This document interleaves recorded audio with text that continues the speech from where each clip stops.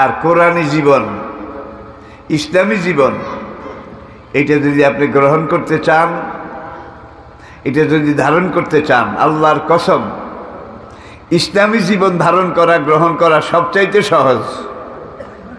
পরিশ্রম কম, লাভ অনেক বেশি, লাভ অনেক।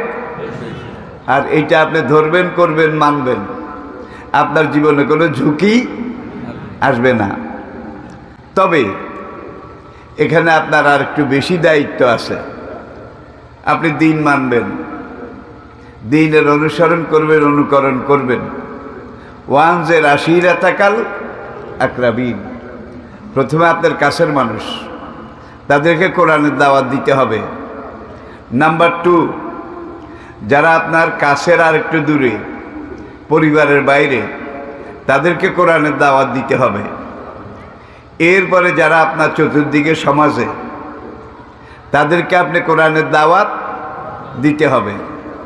তাহলে একজন মুমিন আল্লাহর জমিনে আল্লাহর খলিফা, আল্লাহর ওয়াইজ ক্বালা রাব্বুকা লিল মালাইকাতি ইন্নী জাইলুন ফিল আরদে খলিফা, প্রতিনিধি।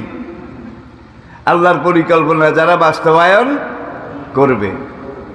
আর আল্লাহর পরিকল্পনা বাস্তবায়ন করতে গেলে আল্লাহ বিরোধী আরেকটা জিনিস আছে, কিন্তু আরেকটা এলিমেন্ট আছে, সেটার নাম ইবলিস, সেটার নাম শয়তান। মানুষ সব কিছু করুক, এতে ইবলিস রাজি এবং খুশি, কিন্তু আল্লাহর পথে থাকুক, কোরআন মতো চলুক, ইবলিস শুধু এই জিনিসটার বিরোধী। ঠিক কিনা বলেন? তাহলে এখন আপনি যদি কোরআনের পথে চলেন, আল্লাহ রসুলের পথে থাকেন, তাহলে ইবলিসের বিরোধিতা করা লাগবে নাকি? ইবলিসের বিরোধিতা না করলে আপনি কোরআনের পক্ষে থাকতে। আমি আলোর পক্ষে আছি, এটা অর্থ কি? অন্ধকারেরও পক্ষে আছি নাকি? আলোর পক্ষে আছে, এটার মানি হলে আমি অন্ধকারের বিপক্ষে আছি। ঠিক কিনা বলেন? তাহলে আপনি যদি আল্লাহর পক্ষে থাকেন, তাহলে ইবলিসের বিরোধিতা করতে হবে। ইবলিস আবার 2 রকম, শায়াতিন আল জিন্নে অল ইনসে ইউহি বাদুহুম ইলা বাদিন যুখরাফাল কাউলে গুরুরা। 8ম পারার শুরু, খুলে দেখুন। আপনি যখন আল্লাহর পথে থাকবেন, আল্লাহর পথে চলবেন, আল্লাহর কথা বলবেন, তখন 2 রকমের শয়তান আপনাকে বাধা দেবে। 2 রকমের, শায়াতিন আল জিন্নে, জিন শয়তান চিনেছেন, যেটা আসল শয়তান, আগুনের তৈরি। অল ইনসে, আরেকটা মানুষ শয়তান, যেটা মাটির তৈরি। ভাই, আগুনের তৈরি আসল শয়তান, এটা থেকে বাঁচার কিছু তরিকা আছে, কিছু টেকনিক আছে। কোরআন আমাদেরকে বলেছে, নবী আমাদেরকে শিখিয়েছেন। যেমন আগুনের তৈরি শয়তান, এটা আল্লাহু আকবার শুনলে ভাগে। আগুনের তৈরি ইবলিস শয়তান, এটা লা হাওলা ওয়ালা কুওয়াতা, এটাকে মিসাইল ক্ষেপণাস্ত্রের চাইতেও ইবলিস বেশি ডরায়। আপনি যখন লা হাওলা ওয়ালা কুওয়াতা বলবেন, তখন সে শুধু 120 মাইল গতিতে আপনার কাছ থেকে ভেগে চলে যাবে। ঠিক কিনা বলেন? কিন্তু মানুষ যেটা শয়তানের তরিকায় সবক নিয়েছে, শয়তানের মুরিদ হয়েছে, শয়তানের ইতাআত আনুগত্য করেছে, এই মাটির তৈরি মানুষ শয়তান থেকে বাঁচা কিন্তু এত সহজ না। ভাই, এটা আল্লাহু আকবারও মানে না, লা হাওলা ওয়ালা কুওয়াতা বললেও ভাগে না, বরং আরো চেপে চেপে বসে। ঠিক কিনা বলেন? সমাজের এই মানুষগুলো যারা ইবলিসের পক্ষে কাজ করে, শয়তানের ফেভারে কাজ করে, এদেরকে আল্লাহ পাক কোরআনে বলেছেন শায়াতিন আল ইনসে, এগুলো মানুষ শয়তান, এগুলো মানুষ শয়তান। ইউহি বাদুহুম ইলা বাদিন যুখরাফাল কাউলে গুরুরা।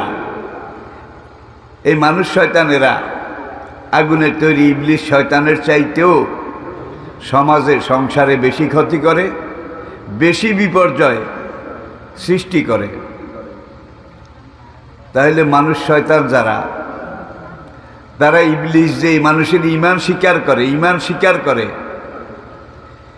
এই মানুষ শয়তানগুলো ইবলিসের পালা ঘুঘু পাখি, ইবলিসের পালন করা ঘুঘু পাখি। আমাদের ছোট্টকালে এই জনপদে, এই দেশে বহু রকমের পাখি ছিল নাকি? ঘুঘু ছিল, ডাহুক ছিল, এটা ছিল বহু রকমের। এখন কিন্তু সবাই হয় মরে গেছে না হিজরত করেছে, দুইটার একটা। বহু রকমের পশু ছিল, এখন কি সেগুলো আছে? বেশি খাইতে চাইলে অল্পের নাগালও পাওয়া যায় না, আমরা বেশি খাবো।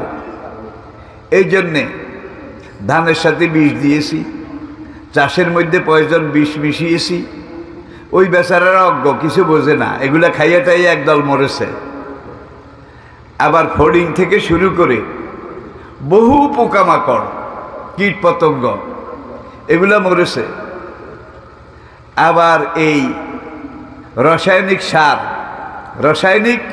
সার এবং কীটনাশক ঔষধ এগুলো দিতে দিতে আমাদের ধানের জমিনগুলা বাঁজা হয়ে গেছে, বন্ধা হয়ে গেছে। এখানে মাছে ডিম দিলে সেই ডিম পচে যায়, সেগুলো আর ফুটে না। মাছের বাচ্চা দিন দিন বেড়ে যাচ্ছে নাকি? বেড়ে যাচ্ছে, জোরে বলেন। হ্যাঁ, একটা দিক স্বীকার করতেই হবে, সে আমাদের কালে এক কানি জমি, মানে 80 কড়া 120 ডিসিম, এই 80 কড়া জমিনে যদি 20 মণ ধান হইতো, এক কানিতে 20 মণ, বুড়াদের খুশি। আল্লাহ নিজের হাতে দিছে, গন্ডামণি হয়েছে। আল্লাহ নিজের হাতে দিছে, গন্ডামণি হয়েছে। এখন এই বুড়া বুড়ি পরামর্শ করে যে আমরা এখন এই ধান পেকেছে, ধান সিদ্ধ করছি, শুকাবে, কোন দিন চাল তৈরি হবে, তাহলে যেদিন নতুন ভাত খাবো এদিন একজন হুজুর দাওয়াত দেব। কি এখন তার হুজুর টুজুর লাগে না, এখন খতনা করতে ওস্তাও লাগে না, নিজেরা সব খালাস। ঠিক কিনা বলুন? এখন সেই এক কানি জমিতে, 80 কড়া জমিতে এক বছরে কত মণ ধান পাওয়া যায়? যদি দো ফসলি হয় 80 160 মণ। কি 160 মণ? আর 3 ফসলি হইলে তো আরো 80, এর সাথে যোগ হবে। পাকিস্তান আমলে আমি যখন আলেম ক্লাসে পড়ি, আলেম দাখিল পাস করেছি, 60-এর দশক তখনও শুরু হয়নি, গত শতাব্দীর। আলেম ক্লাসে ভর্তি হয়েছি, তখন আইয়ুব খান ছিল তখনকার পাকিস্তানের প্রেসিডেন্ট। আপনারা নাম জানেন অন্তত, ইতিহাস না জানলেও। আর পূর্ব পাকিস্তানে মোনায়েম খান,